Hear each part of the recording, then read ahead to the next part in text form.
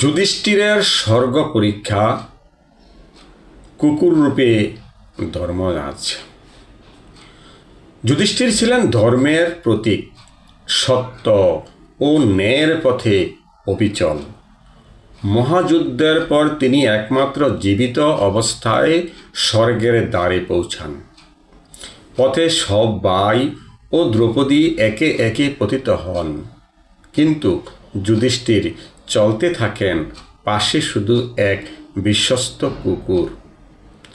স্বর্গের দরজায় পৌঁছে দেবতারা বলেন, স্বর্গে কুকুর নিয়ে প্রবেশ করা নিষিদ্ধ।